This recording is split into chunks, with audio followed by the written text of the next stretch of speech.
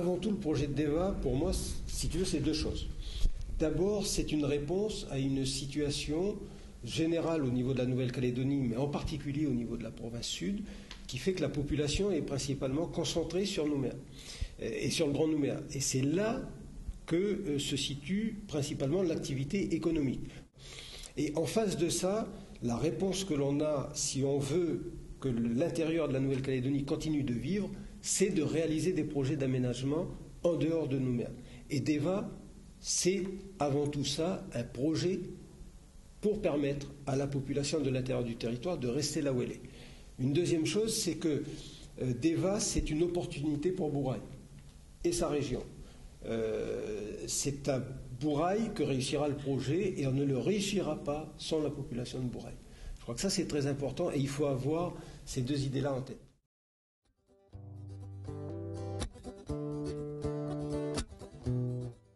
Alors là, il y a plusieurs niveaux. Hein.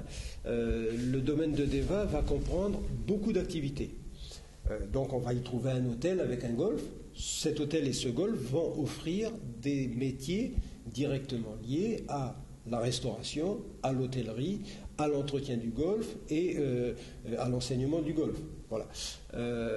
En même temps, autour de ce golf, qu'est-ce qu'on fait? Et de cet hôtel, qu'est-ce qu'on fait? On va amener de l'eau. Bon. Donc il y aura forcément des gens qui vont s'occuper de l'entretien des conduites. Il y en a déjà aujourd'hui qui creusent des tranchées pour pouvoir poser des tuyaux, tu vois. Bon. Les autres métiers induits, directs ou induits, sont liés aux activités qui vont se développer sur le domaine. Il y a des sentiers pédestres, équestres, VTT qui vont permettre de découvrir la nature. Et donc des guides seront utilisés et pourront trouver à ce moment-là à venir s'appliquer. On va trouver également des métiers liés au développement de la sécurité. Un équipement comme l'hôtel du Sheraton, et il ne sera pas le seul sur le domaine de DEVA, aura besoin d'électriciens, de gens qui vont venir faire tourner les chambres froides. Voilà, donc tous ces métiers induits-là vont aussi trouver à s'exprimer autour du projet de DEVA. Je crois qu'il faut se rappeler qu'en termes d'emplois directs et indirects, DEVA, c'est 4 à 600 emplois projetés. Donc, c'est pas rien. Sur la partie hôtel et la partie golf, 147 emplois vont être créés. Ça concerne des emplois sur les parties hébergement, restauration, accueil, entretien, sécurité, enseignement du golf également. Sur la partie aussi spa, puisque l'hôtel comprendra un centre de spa. Il y aura également un kids club qui est prévu pour accueillir les enfants de la clientèle. Donc près de 150 emplois vont être créés directement sur l'hôtel. Alors aujourd'hui on est en phase de construction, donc une phase qui va durer 2 ans.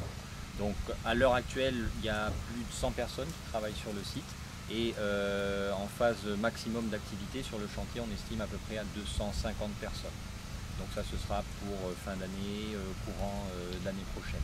Donc les métiers, les personnes qui travaillent aujourd'hui, c'est essentiellement des emplois dans le domaine du bâtiment. Donc on a toute la partie maçonnerie, on a toute la partie terrassement. C'est ce qu'on a pu voir essentiellement aujourd'hui à travers notre visite de chantier.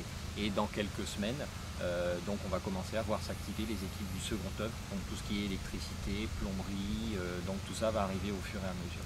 Donc on va avoir des entreprises qui sont en train de s'installer, qui sont en plein travaux, puis elles vont terminer leur chantier, elles vont partir, elles vont laisser la place à d'autres entreprises. Alors, en phase d'exploitation, non, on n'aura pas le même nombre de personnes, puisque le fonctionnement de la structure va nécessiter l'embauche. Alors, ce qui est prévu, hein, donc on est bien de l'ordre du prévisionnel pour le moment, on parle de à peu près 130 postes. Donc répartis en différentes équipes, on aura une équipe au niveau de l'administration, donc c'est la gestion de l'hôtel.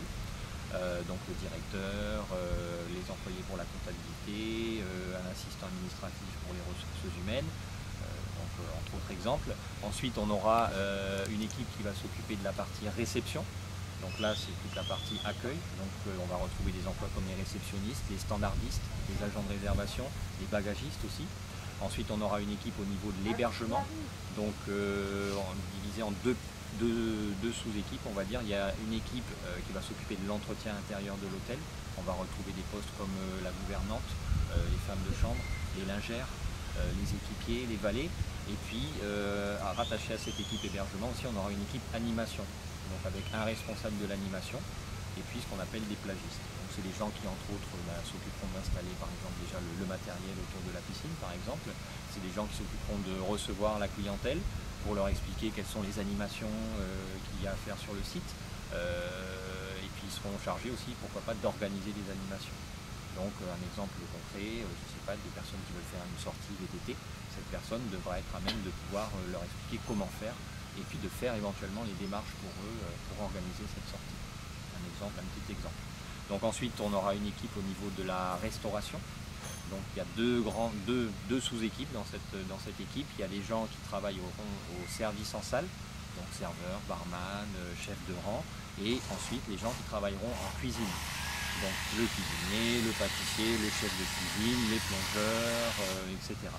Et dernière équipe, l'équipe dont on parlait précédemment, l'équipe maintenance, qui va donc s'occuper de l'entretien de l'ensemble des installations, donc à la fois les bâtiments et puis l'entretien des espaces verts. Et donc le tout pour estimer au jour d'aujourd'hui donc 130 personnes.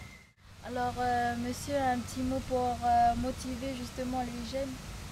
Et ben pour terminer, pour conclure cette interview, moi le message que je voudrais faire passer aux jeunes, c'est de vous tenir informés.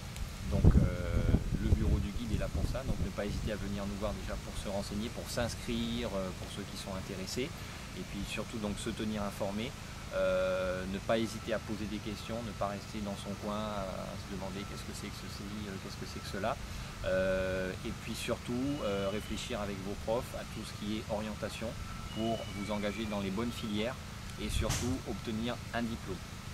Aujourd'hui, le chemin qui vous ouvrira, le meilleur chemin qui vous ouvrira les portes vers l'emploi, c'est l'obtention d'un diplôme. Donc travaillez bien à l'école. Merci.